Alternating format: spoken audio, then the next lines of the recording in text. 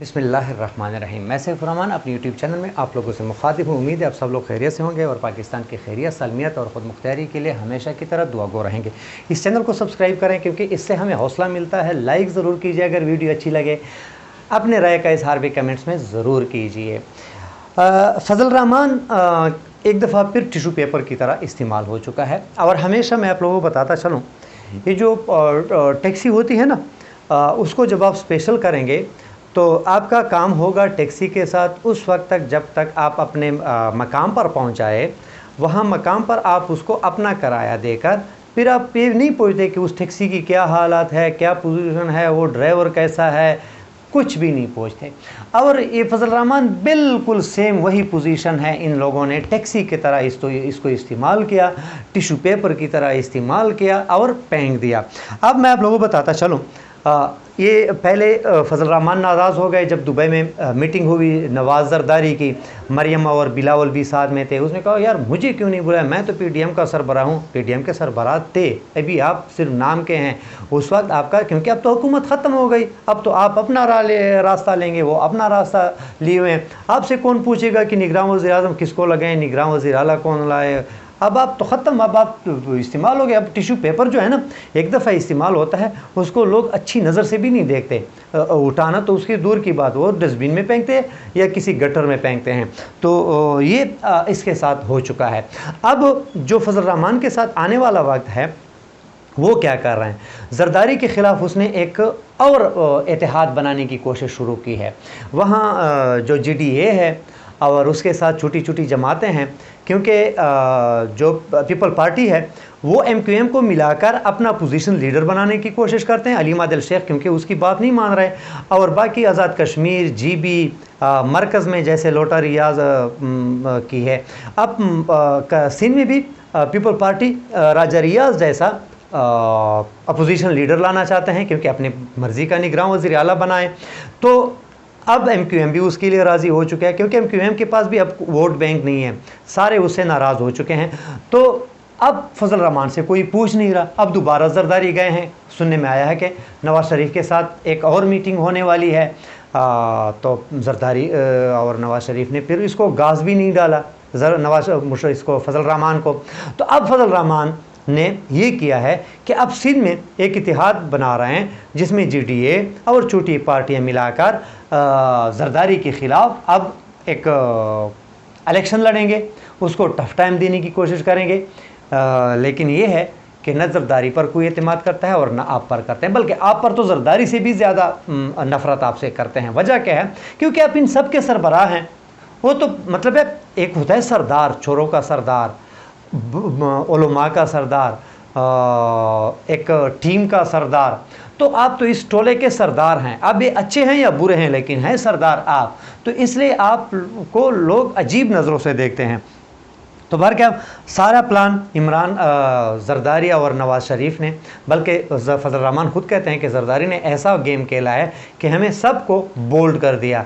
और वाकई इस तरह है, ज़रदारी ने सबको बोल्ड किया है, लेकिन ज़रदारी को बोल्ड करने वाला और ताकतवरों को बोल्ड करने वाला सिर्फ इमरान खान है। ये मैं आप लोगों को बताता चलूँ। पर क्या जो भी होगा आने वाले इलेक्शन तक पता सही चल जाएगा। लेकिन ये इशारे मिल रहे हैं कि अब फजल रहमान पीपल पार्टी के ख़िलाफ़ खुलकर सामने आने वाले हैं। कुछ आ चुके हैं और कुछ आने वाले हैं, क्योंकि GDA के साथ भी उसकी मुलाकात हो चुकी है और बाकी छोटी पार्टियों के साथ भी मुलाकात हो चुकी है। और मैं आगे दूसरी खबर आप लोगों को देता चलूँ। इस हुकूमत ने बेशर्मी के हदें क्रॉस की, बेशर्मी की हदें क्रॉस की। PMLN की तरफ से निगरान वज़ीर आज़म के लिए नामों में इन क्या कहूँ, इसके निगरान वज़ीर आज़म के लिए इसाक डार का नाम दिया गया। अब सुनने में आया है कि पंजाब के CM मोहसिन नकवी हो कि PK का निगरान का बिना भी आप लोगों को मालूम है। वहाँ सिंध में निगरान हुकूमत MQM और पीपल पार्टी अगर बनाए और मरकज़ में ये इसाक डार वज़ीर आज़म बन जाए, तो क्या ख्याल है पूरी दुनिया में सिवाय इस ग्रुप के कोई इस इलेक्शन को मान भी लेगा? लेकिन इन लोगों को इससे कुछ भी कोई सरोकार नहीं है। देखो ना, 11.5 लाख वोट थे जमात इस्लामी के, 3.5 लाख वोट थे पीपल पार्टी के, मेयर उसका बन चुका है। अब कोई माने ना माने, इन लोगों ने बना दिया है। बेशर्मी के बिल्कुल छोड़ दे, बेशर्मी क्या होती है, बेइज्जती क्या होती है, बेगैरती क्या होती है, इन लोगों में कुछ है ही नहीं। तो बार क्या यहाँ तक तो है। दूसरी बात मैं आप लोगों को बताता चलूँ, निगरान वज़ीर आला के लिए, वज़ीर आज़म के लिए, वज़ीर आला के लिए बुनियादी चीज़ है न्यूट्रल होना। तो अब इसहाक डार कितना न्यूट्रल है, और ये वो इसहाक डार है, आप लोगों को बताता चलूँ कि जब उसको 2 3 4 थप्पड़ लगे तो उसने मनी लॉन्ड्रिंग का वो भी मान लिया कि हाँ मैंने नवाज शरीफ के लिए मनी लॉन्ड्रिंग की है।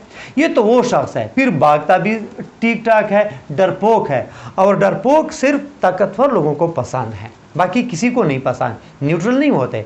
वजह क्या है कि ये इलेक्शन लंबे हो सकते हैं, इसहाक डार हो सकता है, लेकिन ये भी हो सकता है कि ताकतवरों को इससे भी बेहतर ऑप्शन उसके पास हों और इसहाक डार वज़ीर आज़म ना बने। ये नून लीग की ख्वाहिश है, लेकिन नून लीग की ख्वाहिश पर रोना आता है, नून लीग की ख्वाहिश पर आदमी को गुस्सा आता है।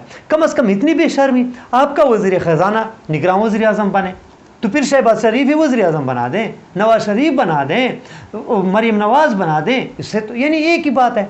या जरदारी निगरान वज़ीर आज़म बना दें और अपने बेटे को वज़ीर आज़म बना दें फिर इलेक्शन में। यहाँ तक ये लोग गिर चुके हैं। लेकिन यहाँ मैं आप लोगों को बताता चलूँ कि जो भी हो जाए, कुछ भी हो जाए, ये लोग आपस में, इससे बेहतर है कि इसहाक डार जैसे लोगों को वज़ीर आज़म बनाएं, सदर का ओहदा किसी को दे दें, 4 गवर्नर्स हैं वो भी तकसीम कर लें, वज़ीर आला भी तकसीम कर लें, स्पीकर्स भी तकसीम कर लें, डिप्टी स्पीकर्स भी तकसीम कर लें, सेनेट चेयरमैन भी तकसीम कर लें, यानी ये सारे ओहदे तकसीम कर लें। फिर इलेक्शन की क्या ज़रूरत है, और हर सूबा किसी के हवाले कर दें, फिर इलेक्शन की ज़रूरत नहीं है। लेकिन चलते चलते मैं आप लोगों को बताता चलूँ कि कुछ भी हो जाए, इमरान खान से जीतना इन लोगों के लिए इतना मुश्किल, बल्कि मुश्किल का लफ्ज़ भी थोड़ा ये है, नामुमकिन है। उम्मीद है वीडियो आप लोगों को पसंद आई होगी। अपना ख्याल रखिए। इस चैनल का पाकिस्तान जिंदाबाद।